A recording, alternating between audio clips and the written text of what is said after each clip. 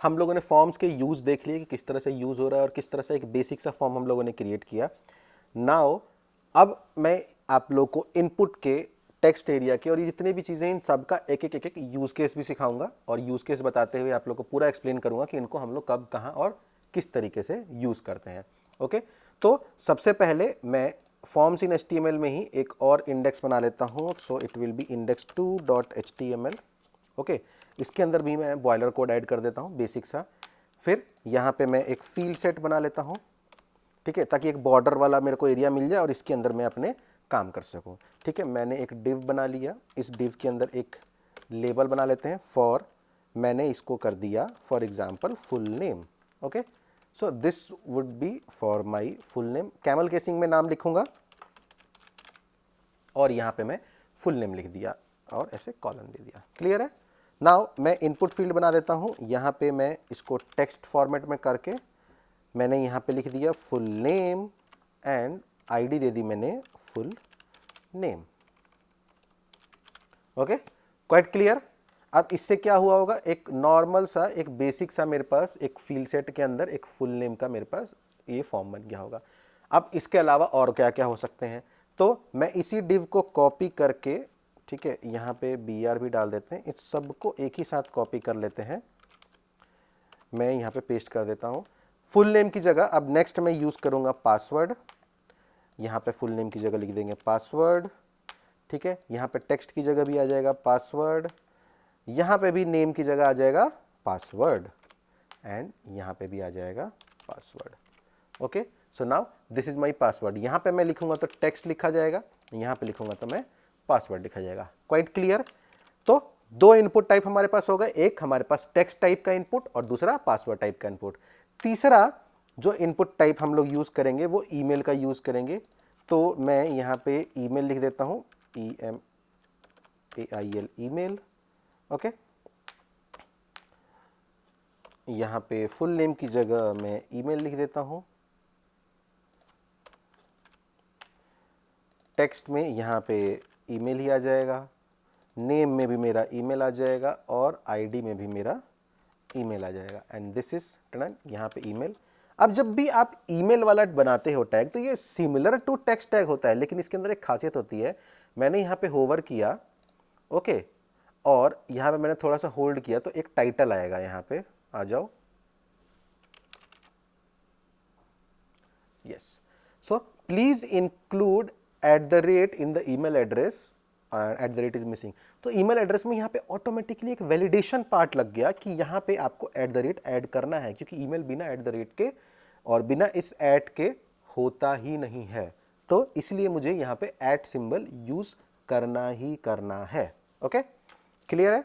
Now email के बाद मेरे पास नेक्स्ट जो आता है, मैं फ़ोन नंबर का मैं डाल देता हूँ। तो यहाँ पे मैंने फ़ोन लिख दिया, फुल नेम की जगह मैं लिख देता हूँ फ़ोन, टेक्स्ट में भी मैं लिख देता हूँ phone. So it's not be phone, it will be number. ठीक है, फुल नेम की जगह मैं लिख देता हूँ फ़ोन और आईडी में भी मैं लिख देता हूँ phone. So now it will, मैं कीबोर्ड से कितने भी अल्फ़ाबेट्स ऐड करूँ नहीं होगा, लेकिन एक अल्फ़ाबेट ऐड हो जाएगा, वो है ई। क्यों ऐड हो जाएगा ई? क्योंकि ई जब एक्सपोनेंशियल नंबर लिखते हैं ना तो ई का यूज़ होता है, तो इसलिए ई यूज़ हो जाएगा। अब यहाँ पे मैं कोई भी नंबर ऐड कर सकता हूँ, लेकिन अगर मैं अल्फ़ाबेट्स ऐड करूँगा तो अल्फ़ाबेट्स ऐड नहीं होगा, लेकिन ई ऐड हो जाएगा। क्यों ई ऐड हो जाएगा? क्योंकि ई जब हम लोग एक्सपोनेंशियल्स वाला कुछ पार्ट करते हैं तो ई का इस्तेमाल होता है। ओके, सो यहाँ पे नंबर्स में डाल सकता हूँ, ये मेरा फ़ोन नंबर हो गया। क्लियर है? नेक्स्ट मैं नेक्स्ट टैब में जाता हूँ और नेक्स्ट मैं यहाँ पे क्रिएट करूँगा एक, सो मेरे पास name, email, phone number, password. अब डेट ऑफ बर्थ की, तो मैं फॉर DOB लिख देता हूँ, यहाँ पे भी मैं DOB लिख देता हूँ। ओके, यहाँ पे मैं टाइप में डेट आ जाएगा, नेम में आ जाएगा DOB और आईडी में भी आ जाएगा DOB। ओके, सो देखो ऑटोमेटिकली मेरा इनपुट टाइप इस तरह का बन गया कि DDMMYY इस फॉर्मेट में आपको ऐड करना है और इस तरीके से आपके पास डेट का ये पूरी की पूरी विंडो यहाँ पे ओपन हो गई। ये देखो, यहाँ से आप डेट सेलेक्ट कर लो, ईयर वगैरह चेंज करना है ईयर चेंज कर लो, मंथ सेलेक्ट कर लो और जो भी डेट करना है डेट सेलेक्ट कर लो, आपका डेट यहाँ पे ऐड हो गया। So this is quite simple, किस तरीके से आप डेट ऑफ बर्थ क्रिएट कर सकते हो। अब इसी का कॉपी क्रिएट करके डेट ऑफ बर्थ की जगह टाइम ऑफ बर्थ डालते हैं and that is TOB। Okay, so time of birth, name में भी TOB और ID में भी TOB, सॉरी टाइप में TOB नहीं, टाइप में टाइम होगा and this creates a time. Okay, यहाँ पे मैं टाइम को इस तरीके से आराम से मैनेज कर सकता हूँ। ओके, अभी देखो ये 24 आवर फॉर्मेट दिखा रहा है। इट डिपेंड्स कि आपके सिस्टम का टाइम फॉर्मेट क्या है। अब देखो मेरे सिस्टम का time format 24 hour time format में है, इसलिए यहाँ पे 24 आवर टाइम फॉर्मेट दिखा रहा है। मैं इसको चेंज करता हूँ। ओके, लॉन्ग टाइम को हम लोग ये AM PM में कन्वर्ट कर देते हैं, शॉर्ट टाइम को भी AM PM में कन्वर्ट कर देते हैं। डेट मेरा ओके है, तो देखो यहाँ पे मेरा यहाँ पे PM वाला फॉर्मेट आ गया एंड एज सून एज मैंने वो किया और अपनी वेबसाइट को रिफ्रेश करूँगा मैं। ओके, आई होप मेरे को रीरन करना पड़ेगा। So let's rerun this and या देखो यहाँ पे मेरे पास AM PM का भी ऑप्शन आ गया। Okay, so this is the use of की टाइम पर आपके पास जो सिस्टम के अंदर जो भी टाइम फॉर्मेट होगा उसी टाइम फॉर्मेट में ये दिखाएगा। Is that very clear? चलिए नेक्स्ट हम चलते हैं डेट एंड टाइम। तो अभी ये डेट हो गया, टाइम ऑफ बर्थ हो गया, डेट ऑफ बर्थ हो गया। अब चलो मान लीजिए कोई ओकेजन है, तो उस ओकेजन का डेट और टाइम दोनों मेरे को एक साथ लिखना है। ठीक है, सो तो ओकेजन मैं लिख देता हूँ यहाँ पे, sorry for the spelling, occasion just focus on कि हम लोग किस तरह से किस चीज़ों को कर रहे हैं, अंडरस्टैंडेबिलिटी और यूजेस देख लेते हैं। तो यहाँ पे मैं लिख देता हूँ date time local, yes it's date and time local. और जब मैं डेट टाइम लोकल यूज़ करूँगा तो यहाँ पे डेट और टाइम एक साथ ही आ जाएगा और कैलेंडर जब ओपन करोगे तो इसी के अंदर डेट भी आएगा और इसी के अंदर टाइम भी आएगा। तो ये यूज़ हो रहा है आपका डेट और टाइम लोकल का, जो भी ओकेज़न है उससे आपको यहाँ पे दिख जाएगा। ओके, नेक्स्ट मेरे पास जो आता है डेट टाइम हो गया, फ़ोन नंबर, ये सारी चीज़ें इंपुट होगी। अब मेरे को बहुत इंपुट कभी कभी रेंज हमें डालनी पड़ती है। जैसे वो वॉल्यूम स्लाइडर आपने देखा है कि किस तरीके से हम वॉल्यूम को कम ज़्यादा करते हैं, इस तरह के हम लोग कोई चीज़ रेंज वगैरह जब हम ऐड करना होता है तो मैं कैसे रेंज ऐड करूँगा। तो मैं इसी को कॉपी कर लेता हूँ, सॉरी, डन। अब यहाँ पे ओकेज़न की जगह मैं कुछ चलो वॉल्यूम लिख देते हैं। वॉल्यूम जब हम लोग यूज़ करते हैं तो ओके, एंड यहाँ पे मैं लिख देता हूँ रेंज। ये लोकल हट जाएगा और सिर्फ रेंज रह जाएगा and this would be my volume, ID will be my volume and this is my volume slider. Okay, so input field से कितना ईजी है वॉल्यूम स्लाइडर बनाना। सो आप इस तरीके से वॉल्यूम स्लाइडर बना सकते हो। नेक्स्ट, मुझे कभी कभी कलर पिकर की ज़रूरत पड़ जाती है, मुझे कलर्स को पिक करना है, तो मैं इसी को यहाँ पे कलर पिकर भी बना देता हूँ। तो इस वॉल्यूम की जगह मैं लिख देता हूँ कलर, कुछ भी colour, so background colour, let's take it as BG colour, और यहाँ पे मैं लिख देता हूँ BG COLOR colour. Okay, type में मेरे पास नॉर्मल कलर आ जाएगा। ठीक है, इसके नेम में हम क्या लिख देंगे, नेम के अंदर भी नॉर्मल मैं BG कलर लिख दूंगा। Okay, so it's BG colour, यहाँ पे भी मैं BG कलर लिख देता हूँ। Okay, so now this is my colour picker. आप इस पर सेलेक्ट करो, आपके पूरा का पूरा कलर पिकर आ जाएगा, आप कोई सा भी कलर यहाँ से पिक कर सकते हो। ओके, सो इस तरीके से कलर पिकर बनाया जाता है। यहाँ पे RBG का आपको पूरा ऑप्शन मिल जाएगा, हेक्साडेसिमल का ऑप्शन मिल जाएगा, यहाँ से आप चेंज कर सकते हैं RBG में। ठीक है, ये hue, saturation and this is something called light, I am not sure इसका क्या फुल फॉर्म होता है। This is hue, this is saturation and this is something, I am not very sure. Okay, अब यहाँ से आपका हेक्साडेसिमल कोड आ जाएगा, जो भी आप हेक्साडेसिमल कोड लिखेंगे वो कलर आ जाएगा। साथ में आपको यहाँ पे कलर पिकर मिल जाएगा, इससे आप कहीं से भी कोई भी कलर को पिक कर सकते हो, वो कलर ये ऑटोमेटिकली सेलेक्ट कर लेगा। ठीक है, सेलेक्टेड कलर यहाँ पे दिखाएगा। ये आपका रेनबो की तरह स्लाइडर मिल जाएगा, इससे आप कोई भी कलर का शेड चूज़ कर सकते हो। उस शेड की क्या इंटेंसिटी होगी, क्या चीज़ कैसे होगा, हर चीज़ आप यहाँ से कंट्रोल कर सकते हो। So this is my colour picker. Okay, next, आपको कई बार एक फॉर्म के अंदर फाइल अपलोड करने की ज़रूरत पड़ जाती है। ओके, तो जब भी हमें फाइल वगैरह अपलोड करने की ज़रूरत पड़ जाती है तो मैं फाइल अपलोड करने के लिए, जैसे कि यहाँ पे मैंने एक और बना लिया, यहाँ पे मैं मान लो आपको रिज्यूम अपलोड करना है अपना। ओके, सो यहाँ पे लिख देता हूँ RESUME रिज्यूम यहाँ पे आ जाएगा फाइल, ठीक है, यहाँ पे नेम में भी आ जाएगा रिज्यूम और यहाँ पे भी आ जाएगा रिज्यूम। ओके, अब नाउ आप यहाँ से फाइल अपलोड कर सकते हो। जैसे आप क्लिक करोगे आपका ब्राउज़र का, आपके सिस्टम का जो भी फाइल मैनेजर होगा वो ओपन हो जाएगा। वहाँ से आप अपनी कोई भी फाइल सेलेक्ट करो। जैसे मैंने डाउनलोड से गया और ये एक इमेज सेलेक्ट कर ली, तो देखो वहाँ पे मेरे पास वो इमेज आ गई। So this is that easy कि आप किसी भी फाइल को चूज़ करके अपलोड कर सकते हैं। इसके बाद हम जावा स्क्रिप्ट से इस फाइल को अपलोड कराते हैं, बैकएंड वगैरह में भेजते हैं, जो भी है, लेकिन हाँ हमारी वेबसाइट पे यहाँ से अपलोड हो जाता है। ठीक है, this is also very simple. तो ये हमारे बहुत बेसिक से यूज़ हो गए हमारे पास। जो हम लोगों ने लिस्ट बनाई थी, आप देखिए ऑलमोस्ट मैंने वो सारी चीज़ें यहाँ पे कवर कर दी। So text, email, password, number, date time, local, range, file, colour. अब जो दो इंपॉर्टेंट चीज़ें आ गई इनपुट फील्ड के अंदर, दैट इज़ रेडियो और चेकबॉक्स। ये समझने के लिए थोड़ा सा मैं आपको एक डायग्रामेटिकली एक चीज़ बनाता हूँ और उसके थ्रू समझते हैं। तो जब भी मैं रेडियो बटन का यूज़ करता हूं तो रेडियो बटन कुछ ऐसा सा गोल दिखता है और इस पर क्लिक करने के बाद इसके अंदर डॉट आ जाता है। दिस डॉट मतलब इट इज़ ऑन और it is true. Okay, and इसके अंदर अगर डॉट नहीं है तो इसका मतलब ये ऑफ है और इसके अंदर कुछ भी चीज़ नहीं है तो ये फॉल्स है। रेडियो बटन के अंदर एक प्रॉब्लम ये होती है कि एक बार इस पर क्लिक कर दिया, ये ट्रू हो गया, तो इसको फॉल्स नहीं किया जा सकता। ठीक है, वेयर एज चेकबॉक्स जो होते हैं वो कुछ इस तरह से दिखते हैं। ठीक है, ये वाला आपका फॉल्स केस में है और ये वाला आपका ट्रू केस में, उसके अंदर ऐसे चेक लगा रहेगा। इसके केस में क्या है, आप ट्रू और फॉल्स में बहुत इजीली टॉगल कर सकते हो, ट्रू फॉल्स कभी भी कर सकते हो।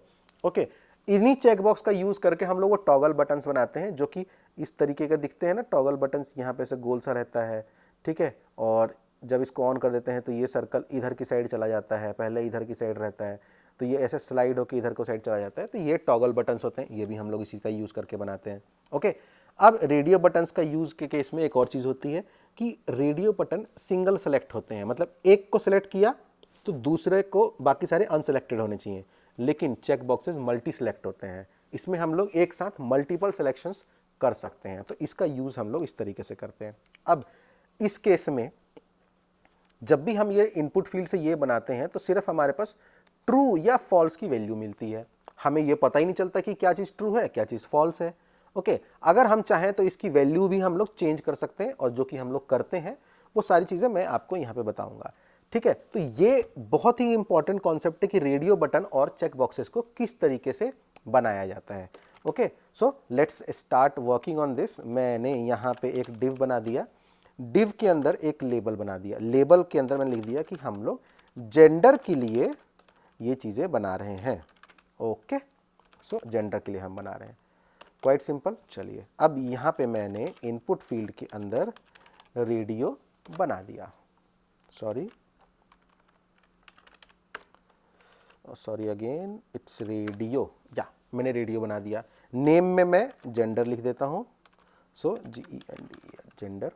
ओके, आईडी, अब ये आईडी बहुत इंपॉर्टेंट चीज़ है।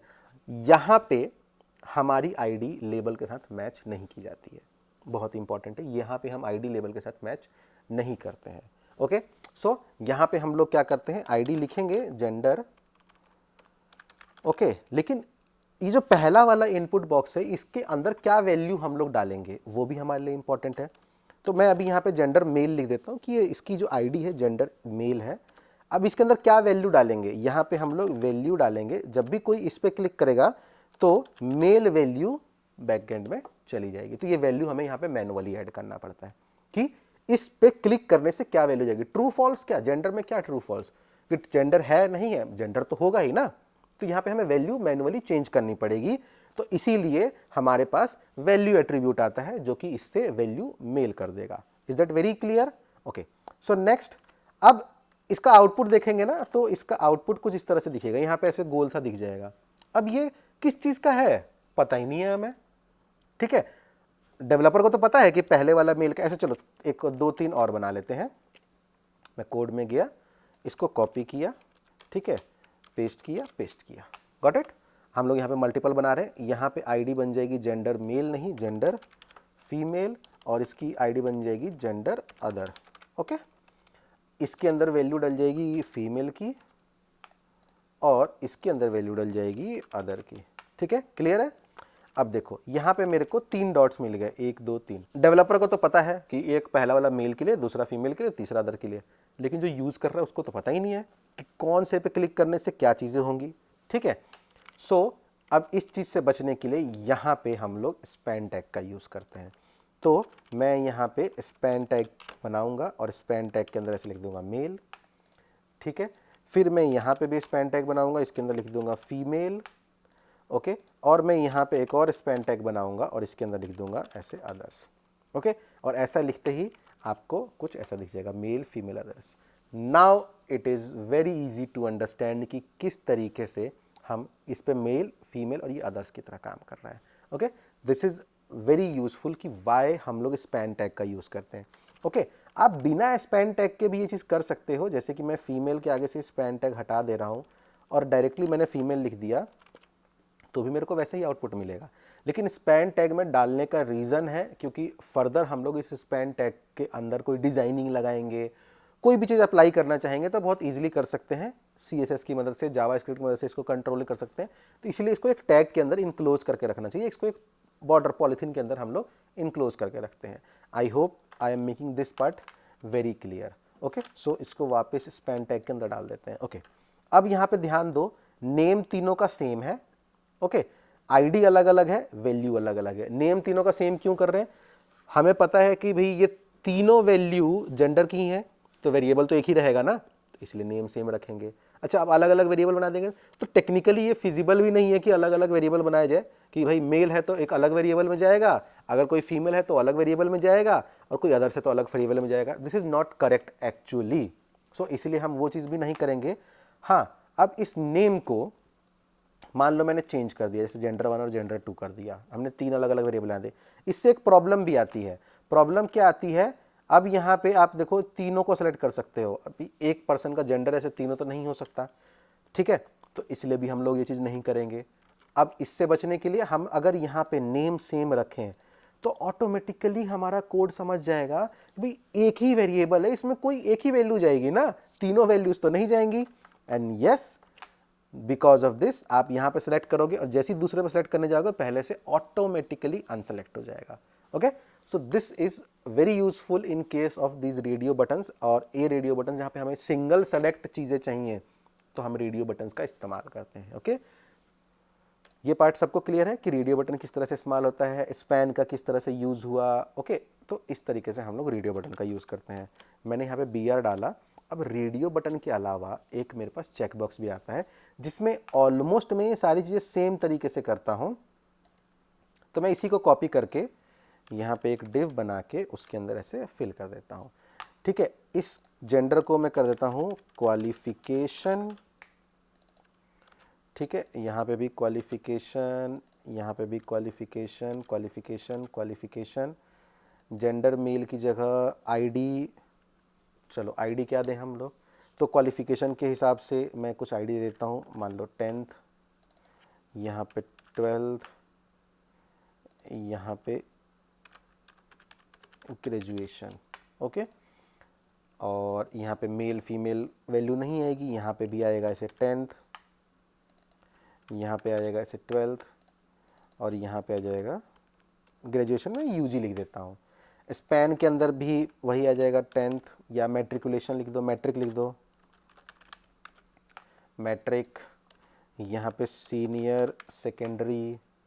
ओके, यहाँ पे ग्रेजुएशन। ओके, सो अभी देखो ये भी ये हमारे पास रेडियो बटन्स ही हैं। So let's make it check box. So यहाँ पे मैं लिख दूंगा चेक बॉक्स। टाइप में चेंज कर देंगे चेक बॉक्स, तीनों जगह टाइप में चेंज कर देंगे चेक बॉक्स। तो इसलिए मेरे यहाँ पे अब चेक बॉक्स आ गया। तो एक ने मैट्रिक भी कर रखा है, सीनियर सेकेंडरी भी कर रखा है, ग्रेजुएशन भी कर रखा है, बहुत सही है।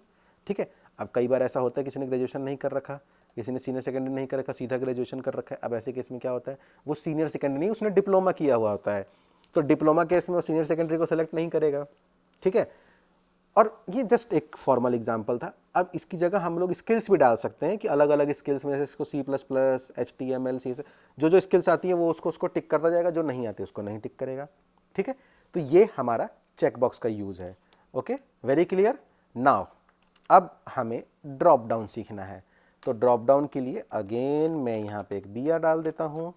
ओके, br के बाद फिर से एक div डाल देता हूँ। div के अंदर मैं select लिख देता हूँ, क्योंकि select से मेरा ड्रॉप डाउन बनता है। लेकिन वेट, सेलेक्ट को मैं डायरेक्टली यूज़ नहीं करूँगा, सबसे पहले मैं लेबल डालूंगा। लेबल फॉर, अब सेलेक्ट किस चीज़ के लिए डाला जाए, तो हमें मान लीजिए सिटी सेलेक्ट करनी है, तो मैंने यहाँ पे लेबल फॉर सिटी, यहाँ पे लिख दिया मैंने सिटी। ओके, अब मैं एक सेलेक्ट टैग बनाता हूँ, select SELECT, select tag. Name में मैं डाल देता हूँ सिटी, ID में भी चला गया सिटी। और इस सेलेक्ट टैग के अंदर, जैसे मैंने बताया था ना कि ये UL और OL की तरह काम करता है, यस, इस सेलेक्ट टैग के अंदर मेरी अलग अलग ऑप्शंस आएंगे। तो पहला मेरा ऑप्शन, ठीक है, वैल्यू, पहला ऑप्शन हमेशा खाली रखा जाता है, क्योंकि पहला ऑप्शन बाय डिफ़ॉल्ट सेलेक्टेड होता है, तो हम कोई मिस्टेक ना हो इसलिए इसको हम लोग हमेशा खाली रखते हैं। नेक्स्ट ऑप्शन मैंने यहाँ पे डाल दिया, मान लीजिए भोपाल, और यहाँ पे ऑप्शन में लिख दिया भोपाल, ठीक है, BHOPAL। ओके, उसके बाद नेक्स्ट ऑप्शन